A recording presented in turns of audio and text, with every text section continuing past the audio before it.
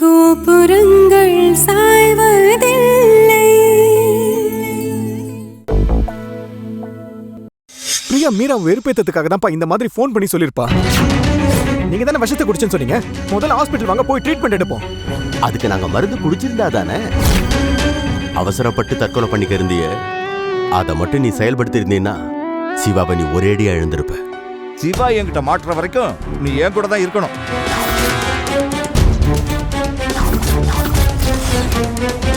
அப்பா வர்ஷா வரப்பா. அப்பா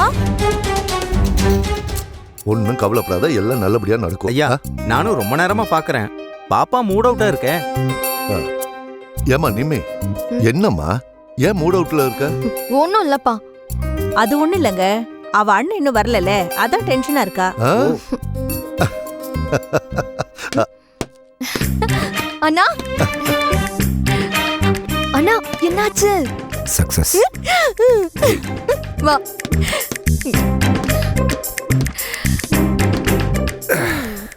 டேய், சோடியம் குடுமி சும்மா ஆடாத. என்ன அண்ணன் தங்கச்சி இவ்வளவு சந்தோஷமா இருக்கீங்க? என்ன விஷயம்?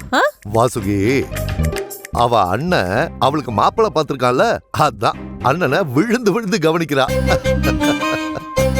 ஓ அப்படியா? விஷ்ணு, மாப்பிள்ளை என்ன பண்றாரு? மாப்பிள்ள நம்ம நிர்மலா மாதிரி டாக்டர் தான். அப்படியா? அவரும் டாக்டர் தானா? ரொம்ப நல்லதா போச்சே. சரி, நாம எப்ப போய் மாப்பிள்ளைய பாக்குறது? நானே இன்னும் மாப்பிள்ளைய பார்க்கலையே. என்னப்பா சொல்ற? நீயே இன்னும் மாப்பிள்ளைய பார்க்கலையா? ஆமாப்பா, நான் முதல்ல மாப்பிள்ளைய பார்த்து பேசிட்டு அதுக்கப்புறம் உங்களை கூட்டு போய் பேசலான் இருக்கேன். அதான். தம்பி, சென்னைக்கு வந்து கொஞ்ச நாள் தான் ஆச்சு. அதுக்குள்ள பாப்பாவுக்கு எப்படி மாப்பிள்ளை பாத்தீங்க? அது நான். ஆமாங்க, மூர்த்தி கேக்குறது கரெக்ட் தானே? ஆமா விஷ்ணு, மூர்த்தி கேட்கறதுக்கு நீ பதில் சொல்லிதான் ஆகணும். நாம இங்க வந்து இன்னும் ஒரு வாரம் கூட ஆகல, அதுக்குள்ள நீ எப்படி நிம்மிக்கு மாப்பிள்ளைய பார்த்த?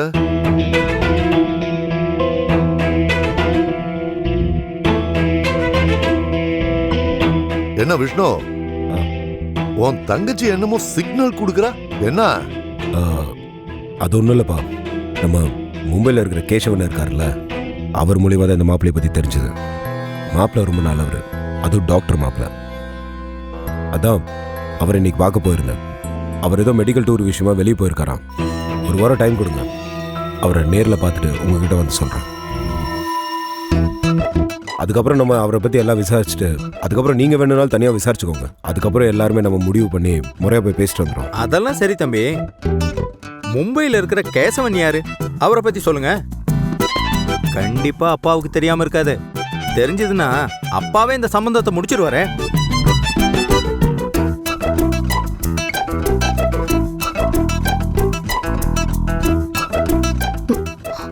என்னன்னா? அப்பா, நீங்க ஒன்று பண்ணுங்க, நிர்மலாக்கு நீங்களே மாப்பிள்ளைய பாருங்க, சரியா? நான் இந்த விஷயத்தை விட்டுறப்பா, சரிங்களா? இனிமேல் இந்த மாப்பிள்ளை பார்க்குற விஷயத்தெல்லாம் தலையிட போறதில்ல. அண்ணா அண்ணா என்னப்பா? மூர்த்தி, நீ கொஞ்சம் அமைதியாரு. அந்த கேசவன் யாரா இருந்தா நமக்கு என்ன? நமக்கு மாப்பிள்ளை தானே முக்கியம். அட ஆமா மூர்த்தி, நீங்க எதுவும் விஷ்ணு கிட்ட கேட்காதீங்க. விஷ்ணு, நீ ஏன் உன் தங்கச்சிக்கு மாப்பிள்ளை பாரு. நாங்க யாருமே இனி ஒரு வார்த்தை கூட கேட்க மாட்டோம், சரியா? நீயா வாங்கன்னு எப்ப எங்களை அங்க கூட்டிட்டு போறியோ அப்பதான் நாங்க மாப்பிள்ளைய பார்ப்போம்.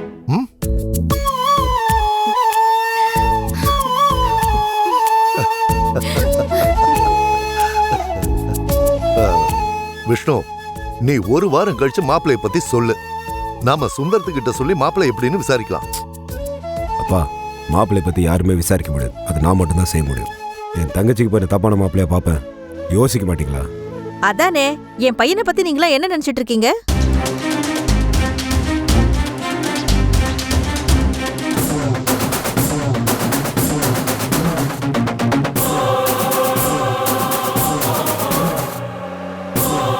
நீ போ. உன்ன டேய், வீணா என்கிட்ட அடி வாங்கி சாகாத. சத்தியமானுக்கு தெரியாது சார். டேய், உங்ககிட்ட சொல்லாம அவ எங்கேயும் போக மாட்டான்னு எனக்கு நல்லா தெரியும் சார். இது வரைக்கும் அப்படிதான் சார் இருந்துச்சு. உங்க பொண்ணு கூட நிச்சயானதுல இருந்து அவன் என் கூட சரியா பேசுறது கூட இல்ல சார். டேய், நீ இப்படியே போய் சொல்லிக்கிட்டு இருந்தா நான் என்ன பண்ணுவேன்னு எனக்கே தெரியாது சார். சத்தியமா எனக்கு தெரியாது சார். டேய் அவன் உனக்கு தெரியாம எந்த வேலையும் செய்ய மாட்டானமே. வருஷம் என்கிட்ட சொல்லியிருக்காளே. சார் அவங்க போய் சொல்றாங்க சார். டேய் டேய் டேய், யாரா போய் சொல்ற? யாரா போய் சொல்ற? ஏண்டா ஏன் பண்ண பத்தி என்கிட்ட சொல்றியா? உனக்கு எவ்வளவு தைரியம் இருக்கும்?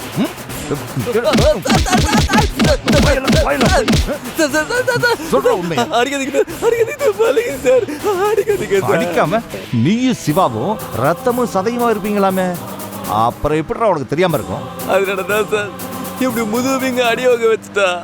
மரியாதையா சொல்லிடு, இல்லைன்னா மூஞ்சி முறைகளும் அப்படி பஞ்சர் ஆயிடும் பாத்துக்க. அப்படி சார் எங்க வேணாலும் அடிக்க சார், முகத்துல மட்டும் அடிக்காதீங்க சார். வேண்டா, நான் ஊருக்கு நாளைக்கு பொண்ணு பார்க்க போறேன் சார். அதுக்கு பர்சனாலிட்டி ரொம்ப முக்கியம் இல்ல சார், அதுக்காக தான் சொல்றேன். குத்தியா முகத்துல மட்டும் கை வச்சிடாதீங்க சார். உன்னை யாரா இப்ப ஊருக்கு விட்டா? அவனை கண்டுபிடிச்சு என் கையில கொடுக்குற வரைக்கும் நீ என் கூட தான் இருக்கணும். சார் என் மேல சத்தியமா எங்க இருக்கன்னு தெரியாது சார். வா, இப்ப வேணா உனக்கு தெரியாம இருக்கலாம், ஆனா அவன் உன்னை தேடி கண்டிப்பா வருவான். இல்ல போனாவது பண்ணுவான்ல, அது வரைக்கும் உன்னை குடிக்கிட்டே நான் சுத்திக்கிட்டு இருக்கேன். வாடி வா, அப்படியே மூஞ்சிலே போட்டுருவேன். மூஞ்சி முகரக்கட்டையெல்லாம் உடைக்கிற மாதிரி. டேய் முன்ன பார்த்து ஓட்டுறேன். இவனை குடல்ல வச்சு கும்பினா தான் கரெக்டா வரும். சீக்கிரம் போ. மாட்டோம் போல. இவ்வளோ நேரம் ஆச்சு, இன்னும் மீராவை காணோம். ஃபோன் பண்ணி பார்க்கலாமா? சரி பண்ணுவோம். சைலண்ட் போடு.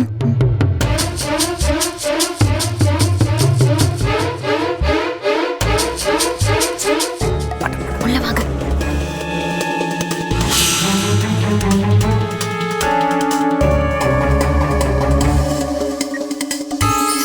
ஹாய் வர்ஷா, எப்படி இருக்க? என்ன பண்ற? நான் நல்லா இருக்கேன் மீரா. நீ இப்போ எங்க இருக்க? நான் ஒரு முக்கியமான வேலையா வெளியே வந்திருக்கேன். என்ன விஷயம் வர்ஷா? என் கல்யாணத்துக்காக பர்ச்சேஸ் பண்ண உன்னையும் ஷாப்பிங் கூட்டிட்டு போலான்னு உன் வீட்டுக்கு வந்தேன். சாரி வர்ஷா, இது ரொம்ப முக்கியமான வேலை. எப்படியும் வர லேட் ஆகும். நீ முன்னாடியே சொல்லியிருந்தா நான் வந்திருக்கவே மாட்டேன். That's okay Meera, you carry on. பாய். பாய்.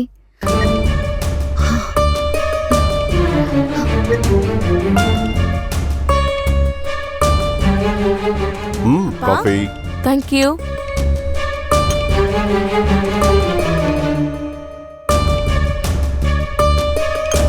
மீரா என்னம்மா சொன்னா? மீரா ஏதோ முக்கியமான வேலையில இருக்காளாம்ப்பா, வர்றதுக்கு லேட் ஆகும்னு சொன்னா. ஓ. அப்பா நான் நாளைக்கு வந்து பாக்குறேன், சரியா?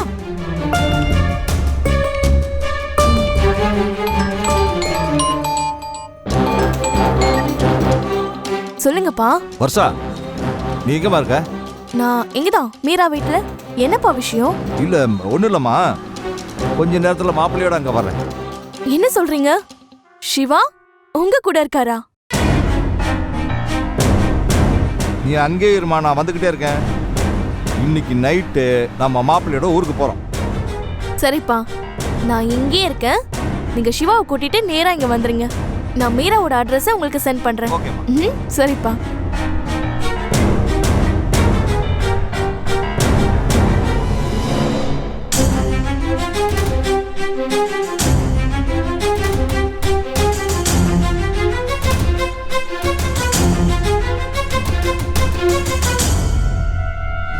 டேய், உன் ஃப்ரெண்டு எங்க போயிருக்கான்னு மரியாதையா சொல்லிடு. உன்னை நான் இங்கே விட்டுறேன். இல்லைனா அவன் கிடைக்கிற வரைக்கும் நீ என் கூட தான் இருக்கணும். சார் அவன் எங்க போயிருக்கான்னு எனக்கு தெரியாது சார். ப்ளீஸ் என்னை விட்டுடுங்க சார். நான் ஊருக்கு பொண்ணு பார்க்க போகணும் சார். ஐயா, மாம்பழத்துக்கு எப்படி போகணும்? இவன் வழி சொல்லுவான். டேய், மாம்பழத்துக்கு போற வழியை சொல்லு. சொல்லு சொல்லு, மாம்பழத்துக்கு போற வழி சொல்றேன். நேரா போய் ரைட் எடுங்கண்ணே. அப்படியே போ போ. என்ன திமிரு ஆட்டம் போட்டுக்கிட்டு இருக்கிய? புடிச்சு வச்ச பிள்ளையார் மாதிரி உக்காந்துக்கிட்டு நகர மாட்டேங்கிறாள்.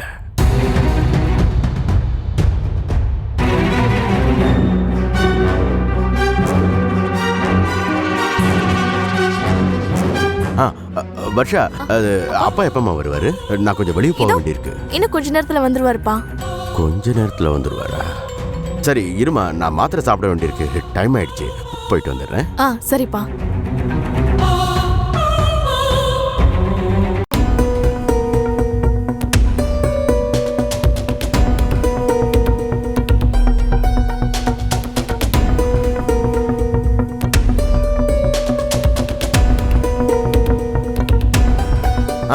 வர்ஷா, அப்பா கல்யாண வேலையெல்லாம் எப்படிமா போயிட்டு இருக்கு? சூப்பரா போயிட்டு இருக்குப்பா. குட். மாப்பிள்ளை என்னம்மா பண்றாரு? மாப்பிள்ளை டாக்டர்ப்பா. மாப்பிள்ளை எப்படிமா உன்னை நல்லபடியா பாத்துக்கிறாரா? வெளியில எங்கேயாவது கூட்டிட்டு போறாரா?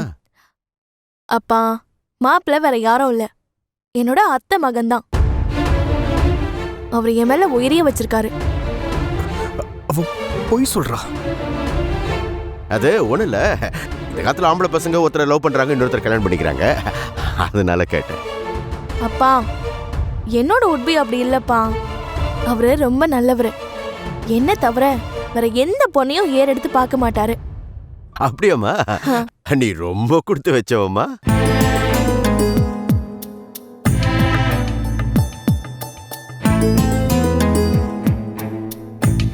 மீரா, உள்ள போ.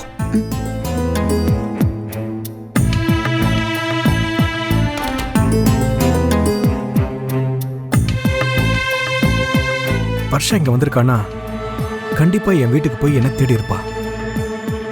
அங்க நான் இல்லைன்னு தெரிஞ்சதும் அதுக்கப்புறம் இங்க வந்திருப்பா. கிர, நான் தினேஷ்க்கு ஃபோன் பண்ணி கேட்கிறேன்.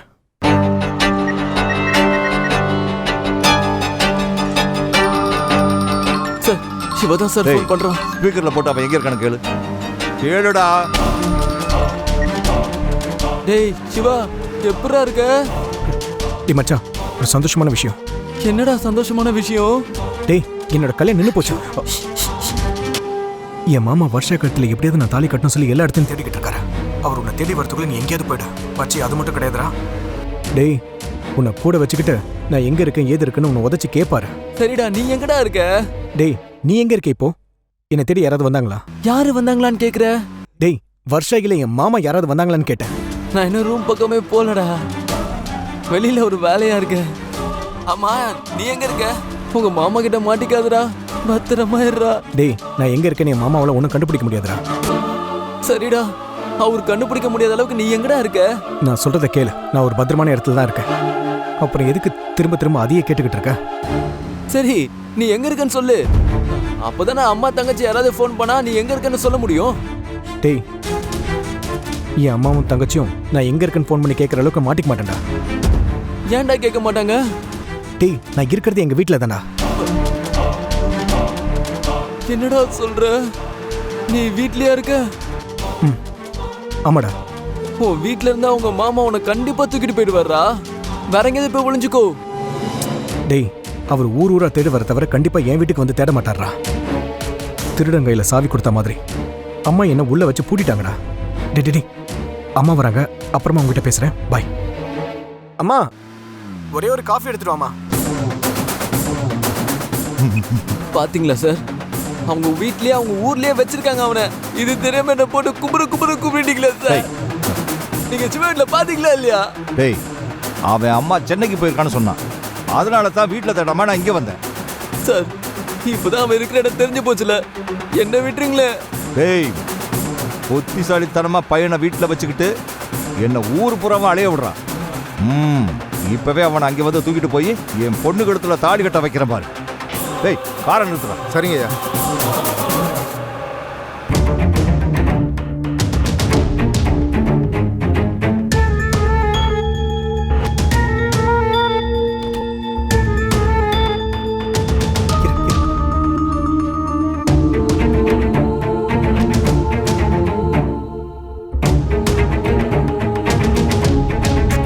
என்னப்பா இன்னும் மீராவை காணோம்? வந்துருவாமா. இருங்க, நான் மறுபடியும் ஃபோன் பண்ணி பார்க்கறேன். கிடு கிடு.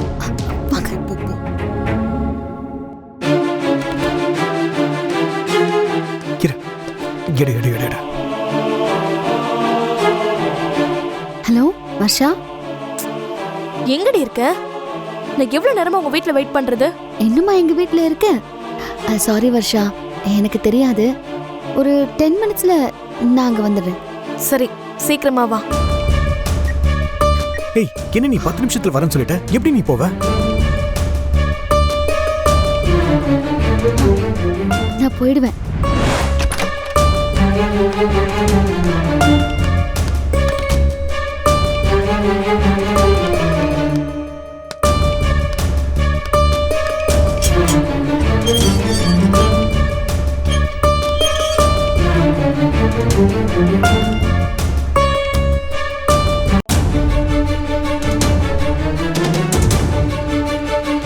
வர்ஷா போன்ல மீரா என்னம்மா சொன்னா?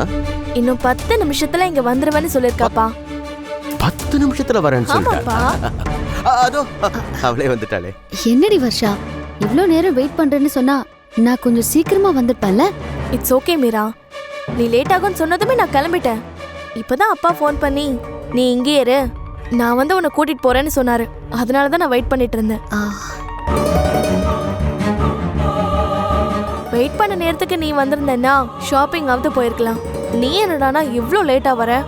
சாரி வர்ஷா, ரொம்ப முக்கியமான வேலை, அதனால தான் என்னால சீக்கிரமா வர முடியாம போயிடுச்சு.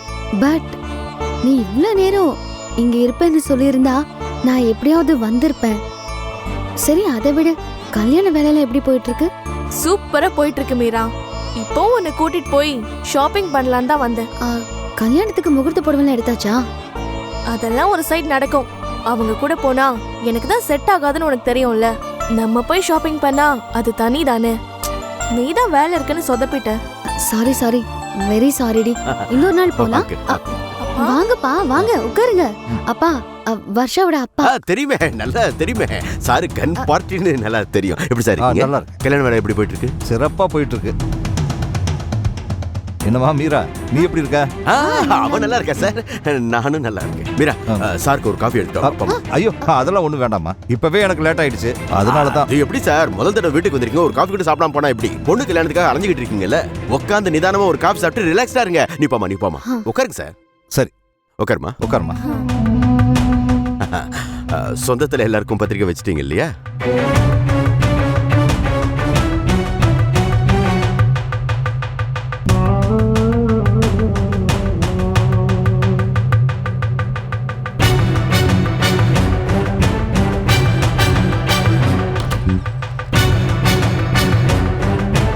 அப்புறம் உடம்பெல்லாம் உங்களுக்கு நல்லா இருக்கா? அதான் நீங்களே பாக்குறீங்களே சார், காஃபி நல்லா இருக்கு. எடுத்துக்கோங்கப்பா.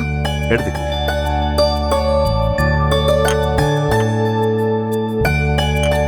அம்மா வர்ஷா, அப்பா, மீரா கிட்ட நீ சமையல் கத்துக்கணும். பாரு எவ்வளவு நல்ல காஃபி போட்டுருக்கா தெரியுமா? கண்டிப்பா கத்துக்கணும்ப்பா. மீரா கிட்ட இருந்து நான் நிறையவே கத்துக்கணும்.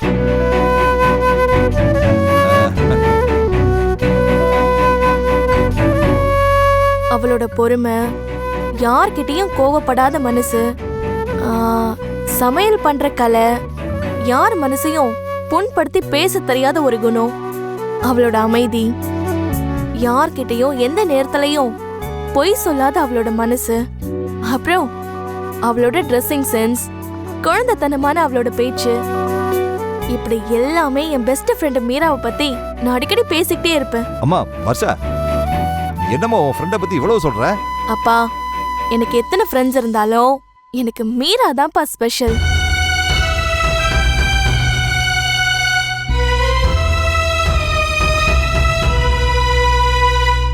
இதே மாதிரி நீங்க 2 பேரும் எப்பவும் ஒண்ணா இருக்கணுமா? ரொம்ப நன்றி சார். மீரா, நீயும் பொண்ணுதாம்மா, கல்யாணத்துக்கு 2 நாளைக்கு முன்னாடியே வந்துடணும். என் பொண்ணு சொன்ன மாதிரி நீயும் கல்யாணத்துல கூடவே இருக்கணும், சிறப்பா நடத்தி கொடுக்கணும்.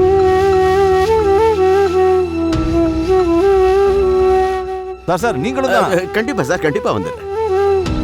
மீரா, அப்பா சொன்னதை கேட்டல்ல, கல்யாணத்துக்கு 2 நாள் முன்னாடியே வந்துடணும். வந்துடுறேன். சரி, மறக்காம கல்யாணத்துக்கு வந்துடுங்க. நிச்சயமா சார், நிச்சயமா. சரி, வரேன்ப்பா. வரமா. வாங்கப்பா. வர மீரா.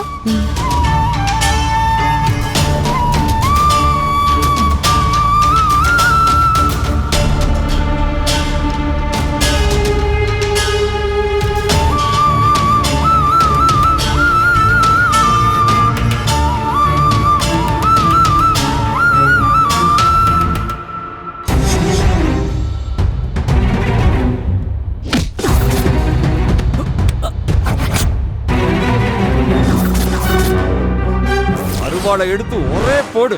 என்கிட்ட எவனும் வந்து என்ன ஏதுன்னு கூட கேட்க முடியாது. நாங்க கேப்போம் சுந்தரம்.